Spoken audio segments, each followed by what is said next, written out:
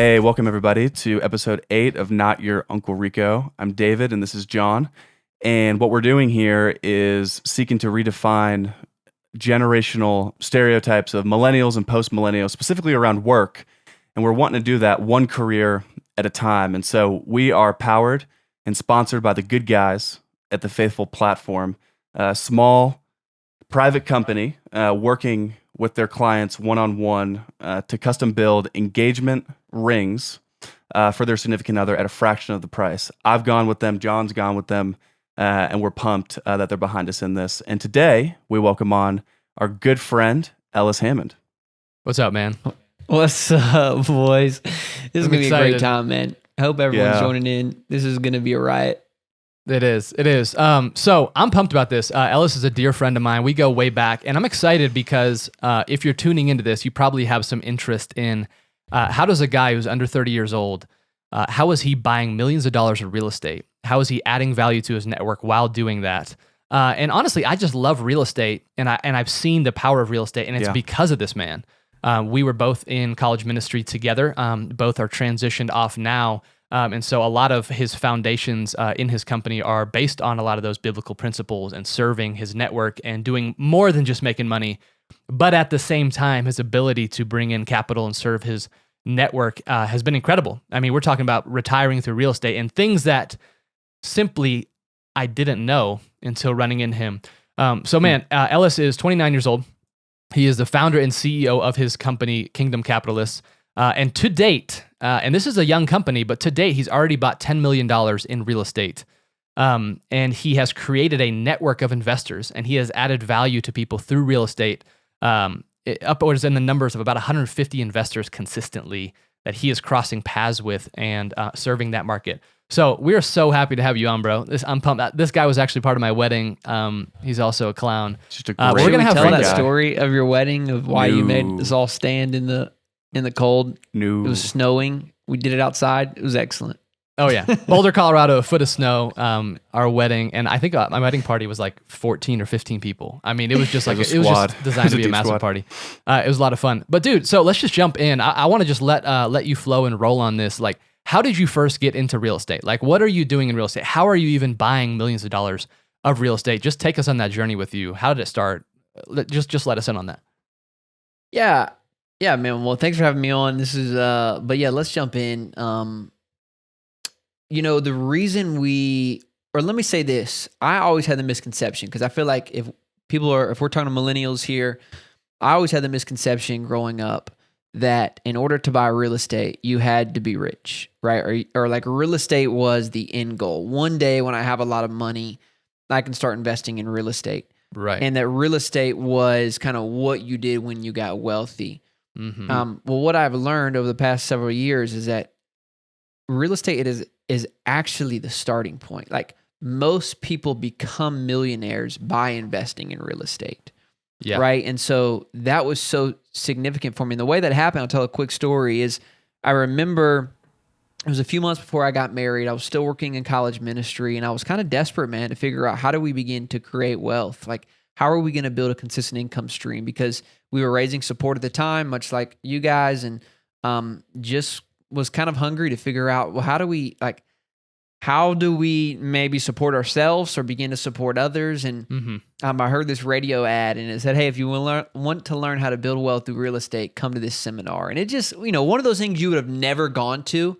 You know what I mean? Like, I figured it out, like those radio ads or any of those ads, like, it's so key to speak to a specific audience, right? Yeah. Because you can't reach everybody, but you're going to reach a few. And I was at that moment in my life where I was like, that's me. Like, I'll do whatever it takes to figure out how do we build Who would wealth. have known, man? 2020, and you're getting caught up in radio ads. Who even listens to the radio anymore? Yeah, dude. Radio ads still work, man. Isn't that There we go. hilarious? It's because I was driving like a 2001 Beater, and so I don't even think I had like a podcast hookup. So Crushing smooth jazz. I was listening to the radio. Showed you how poor I was. And which, again, another thing, that's their specific audience, poor people, right? And that was me. So anyways, I go to this summit, or this 2-hour conference, and here's what happened. I looked around the room, and it was a bunch of average looking Joes like me who were telling all these stories about how they were building wealth through real estate. And it was the first time that I realized, man, if these guys can do it, and knowing their backgrounds and knowing their stories, then I think I can do it too.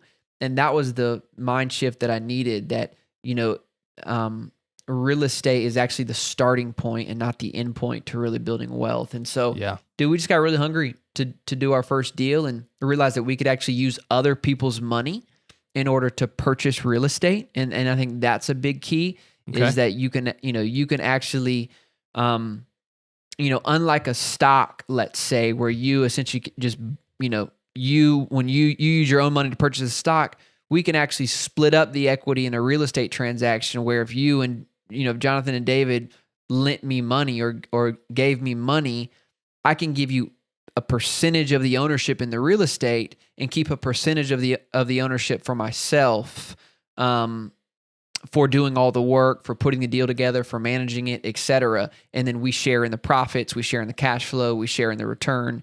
And so that was like, oh, this is how we're going to do our first deal. And so literally we went to a family investor. They gave us some money that they were looking to invest, and we acquired our first deal here in San Diego, which was a duplex that my wife and I actually ended up moving into. And we rented out one of the units, and we renovated the back unit while we lived in it.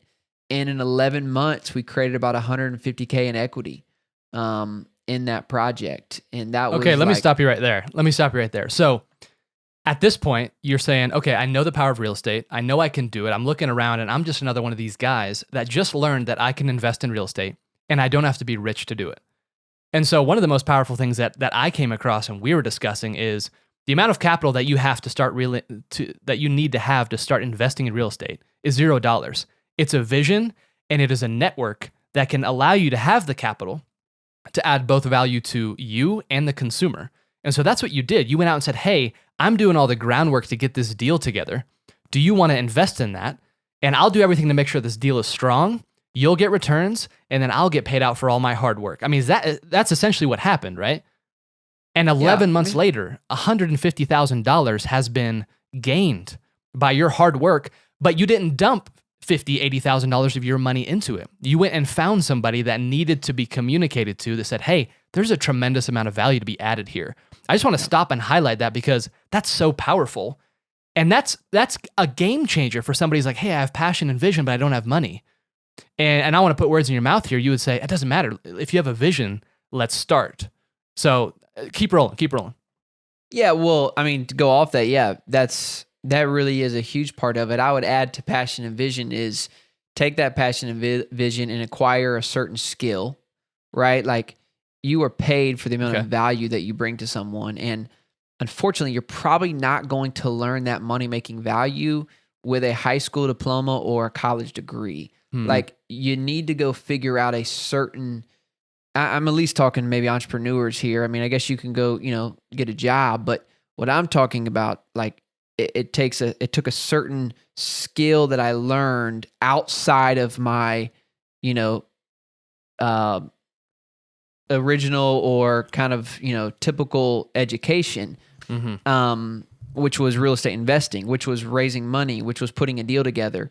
And then second thing is, like, you need to, everybody should, like, if there's one thing I can give, and it doesn't matter really what industry you're going in, if it's real estate investing, if you want to build wealth over your lifetime, start building your network before you need your network. And that is, like, so huge, that I've learned, like, how many things and all the different ventures we're doing right now, everything happens through a connection, right? And so the way that we did our first deal was, we were educating ourselves and we were learning a lot of things, but I met a mentor, and he was the guy who showed me what a good deal looked like in San Diego, because I had no idea, right? Even though I was studying, I was learning, I needed someone to help me.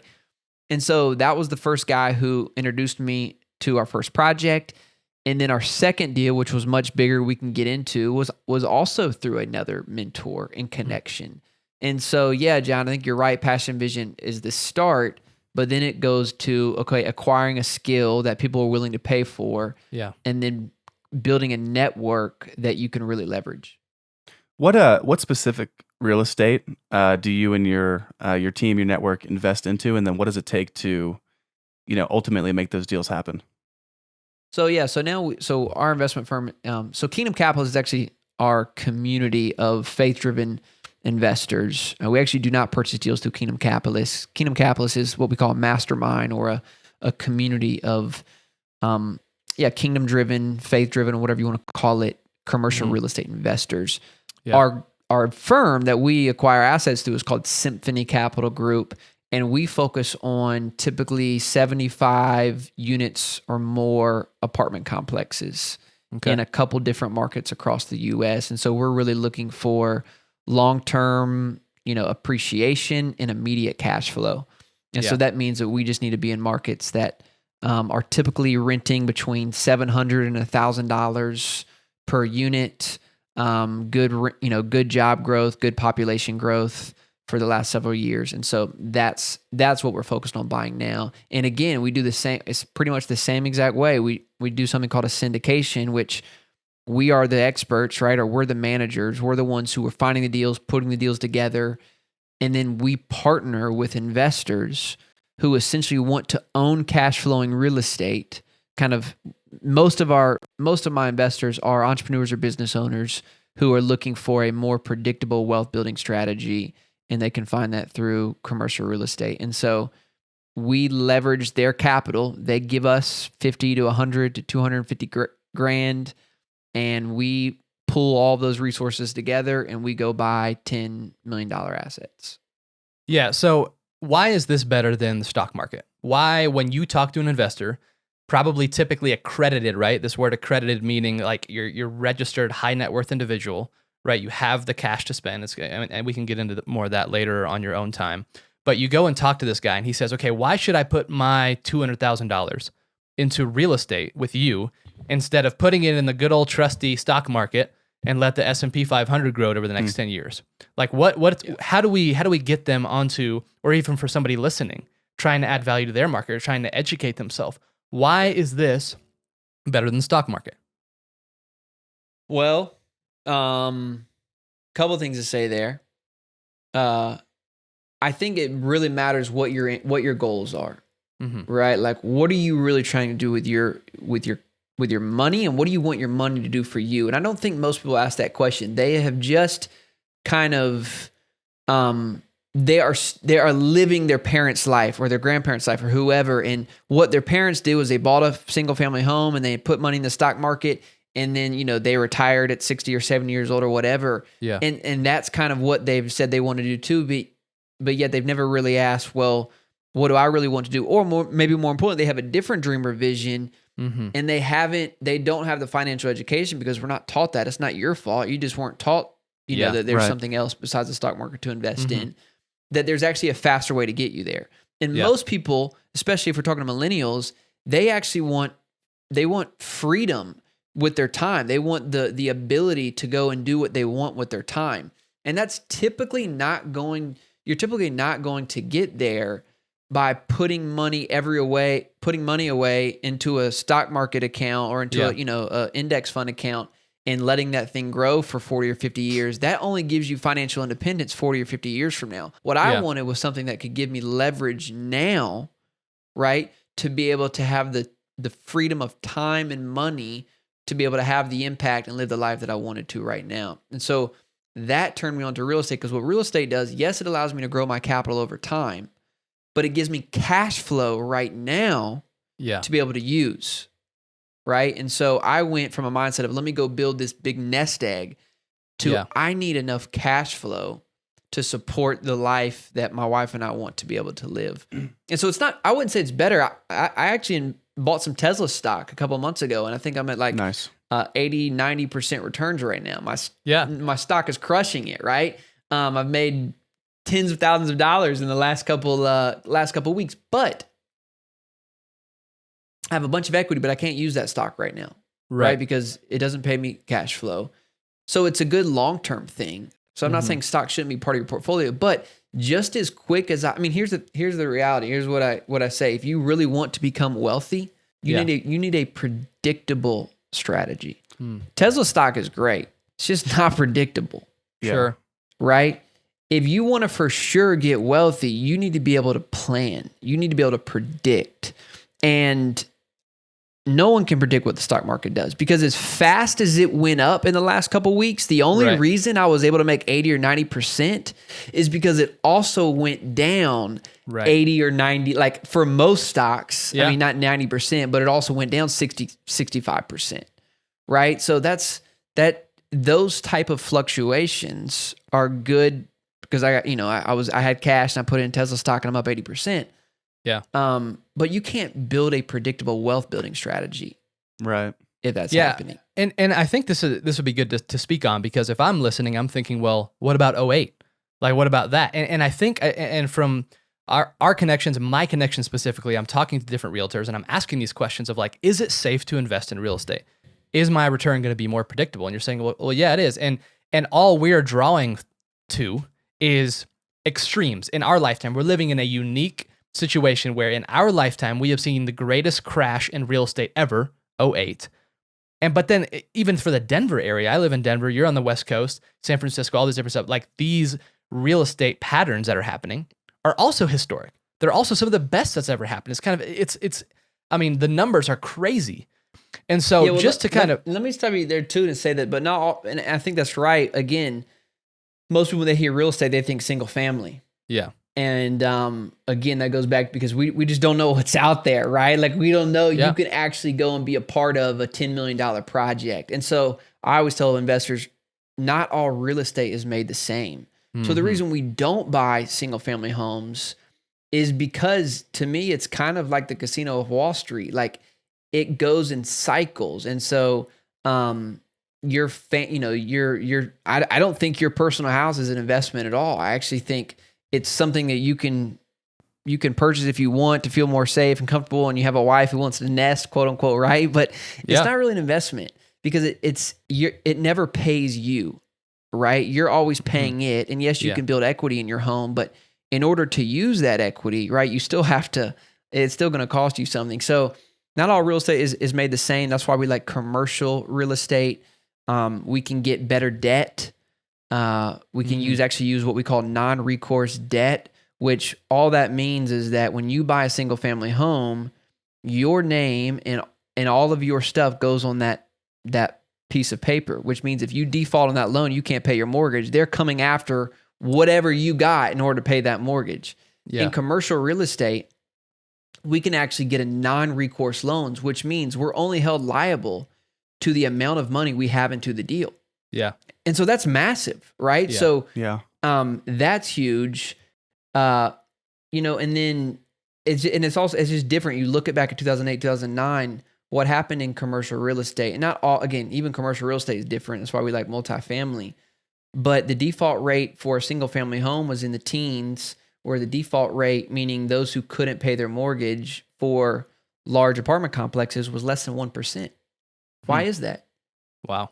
Again, it's because an apartment complex, when we buy 100 units or more, typically that property has to go to 50 or 60% vacancy before we can no longer afford our mortgage. On a single family home, how many people do you need to move out before you can no longer pay your mortgage? Yeah. You need one, right? Right. So as soon as that one tenant moves out, typically you can no longer pay your mortgage. So that's the benefit of owning, going bigger. And here's what I just didn't know. Anybody can invest in these deals. Really. I mean, anybody can invest in these deals now. Yeah. There are websites out there that you can invest in little as $500 if that's all the money you have. Right. Or if you have more money, like 25 or 50 grand, and you want to invest in deals with us, you can do that too. But there are platforms out there now that will allow you to diversify into commercial real estate with as little as $500. And I think it doesn't have to be all of your portfolio, but I think it's a definitely, there's better strategies out there. Yeah. So, okay. So I'm getting the bug again. Like I'm hearing you speak and I'm thinking about all the things that you're saying. And I'm like, okay, I want part of this. I want to be part of this. I want to invest with you. I want to get part of the multifamily piece of the pie. Speak to me now. How do I get into it? Where do I start? What do I start doing to start getting into this? Yeah. I mean, here's what I would say, man. If you're not making six figures yet, like don't worry about investing. Like here's your number one asset is not commercial real estate. your number one asset is yourself. And so, and I'm not speaking to you, John or David, I'm speaking to the listener here. If you're not like, if you can't put away 20 or 30 grand yet in savings, then dude, don't worry about saving. You need to be worried about like, how do I go create more capital in order to save? Like, Right. and really this is for the entrepreneur, because maybe someone who has a regular job, maybe you won't have the ability there. But I would say, even to you, find a side hustle. Like, there's so many different ways to create capital now. So I would say, if you're not there, double down on the number one asset you have, which is you, the mind, the body that God has given you, and figure out how do you 2x or 3x or maybe 10x your income.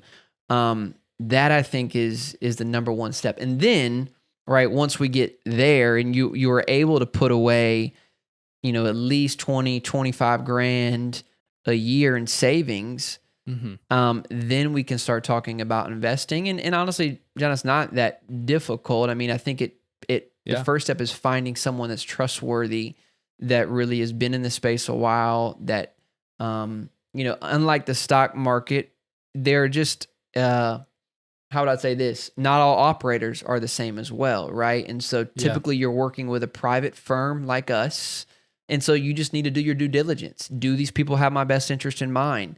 And just, again, that's chatting with someone like me who can at least help you know the questions you should be asking when you're looking for a good operator, or go do the deals yourself. But most people, to do big deals like this is a business, right? This is not a side hustle. Yeah. Right. Investing in large apartment complexes. And so, like I said, most people don't want to create another business to invest in real estate. So that's why they invest with us. And so it's about finding the right people. But dude, there's so many good resources, and you don't have to buy big deals. It's just less risky to buy bigger deals, but you can buy duplexes, or you could buy fourplexes. And there's so many books on that. Biggerpockets.com is a great website for newbie investors and folks who are looking to do smaller deals. But if you want to learn more about investing in bigger deals, go to ellishammond.com. I got a couple articles, Nice. and some resources there. It's awesome, dude. Yeah. Well, this is great. So ellishammond.com, that's what you said, that people who are looking to get connected, find out more information. But aside from that, man, I really want to highlight what Ellis said, because I watched you do this, bro. I watched you be a guy who saw what he wanted to do in real estate. And, maybe you're not the guy who's got 50 or 100K laying around, but you started investing in yourself. That was like, 3 or 4 years ago, where you started investing in yourself, and you just kept the track. You kept just being gritty and being faithful, kept growing your network, acquired mentors, learned about real estate, like listened to some random radio ad and said, hey, I'm going to go check this out because I'm investing in myself. And I think part of why I want to highlight that is so much of my experience with opportunities like this, I didn't even know existed, and I assumed were too far out of my reach just because I didn't know. I didn't have the knowledge. But once I decided to go get it, which is, one of the veins of investing in yourself, things started changing dramatically. And 5 years later, here you are, making tens of thousands of dollars in the stock market, buying multi-million-dollar real estate deals, and your trajectory is up, right? So I just want to highlight that, because that keeps coming back around. There's no substitute for saying, I know where I want to be one day, and I'm going to do all that I can right now, knowing that in 5 years I may be in a different spot. Right. I think that's And I would say powerful, most man. people, like, when I say invest in yourself, like, you probably don't have enough money to invest in. Like, what does that mean to invest in yourself? Listen, Sure. all I had was time back then. And so David knows this. He'd always ask me, did you get up? I'd wake up at 5:30 in the morning, and I would spend an hour taking an online course on marketing. And I would, and then this other phase of my life, I would spend an hour looking at real estate deals. And then instead of listening to music in the gym, I would just listen to podcasts. And when I was driving in the car, and I would listen to audiobooks. And then on Tuesday nights, I would go to these real estate meetups and listen to these speakers. And so, like, you know what I'm saying? So that, when I say invest in yourself, you don't have money, then you do have time.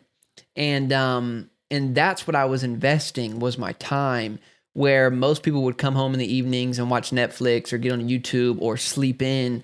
I was doing the exact opposite. I still had a job. I still had a ministry to run. Yeah. And I was still faithful in those things. But when that was over, I prioritized investing in myself. And dude, you're right, John. Like, it doesn't take long. I would just tell this, like, that next deal we bought, which was only 9 months after we bought our first deal, was actually a $10 million project. Yeah. Or just under 144 $10 million units, right? project. So that was, we went to the seminar or the 2-hour thing. In 4 months, I bought my first real estate deal. And in 9 months, I bought my second real estate deal. And so, you're right. It just doesn't, like, it's the compound effect of just doing these things that, like, things can really, so, like, you're really not too far off from where you want to be, but it takes investing in yourself and building that network, man, are just like those two crucial activities that I wish I'd have learned long ago, but I know now. And I'm so relentless and kind of building up the asset of me in the sense of, like, educating myself, learning, growing, developing, and then building my network. Those are the two biggest activities I think have been paramount to my success. And I've seen other really successful people. That's what they do. They continue to invest in themselves. They continue to invest in their network. And, when you have money, you can start spending money on these things. But until then, you just spend your time. Yeah. You do what you can. That's good.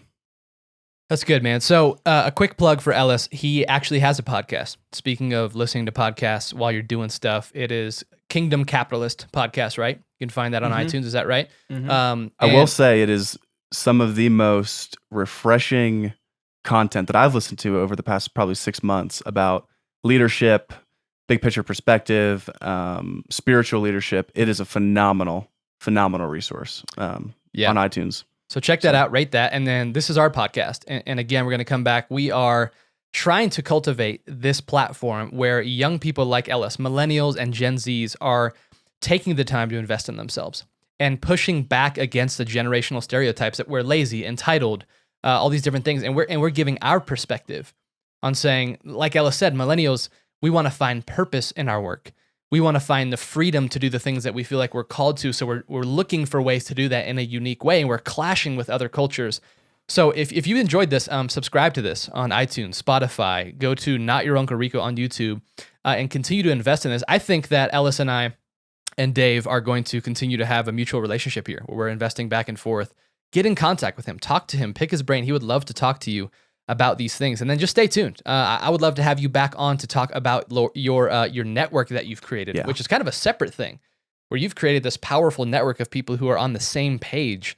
And that's kind of a different thing in some ways. We're excited to have you guys here, have you guys listening. Ellis, much love to you, dude. I appreciate you coming on. Yeah, thanks so much. I wish we could have laughed more, but we'll do that next time, I guess. Yeah, I know we were kind of straight and to the point. Hey, connect with me on LinkedIn. That's probably the best way to chat with me. My website's got some good resources, but if you want to talk, LinkedIn. Yeah, dude. Next time we just need 10 minutes to talk about your wedding or talk about the time that we lived in that apartment room together and watched what was the movie Moana 3 times in a row. Yeah, man. Those are the stories that need to get told on the podcast show. Yeah. Still investing in myself at that point, but not as productively. That's good. Man. Good. Love it. All right, dude. Good Connect stuff. with Ellis Hammond, Kingdom Capitalist. Connect with him on LinkedIn. Reach out to him. Much love. Subscribe. Peace, dude. Thanks so much for coming on.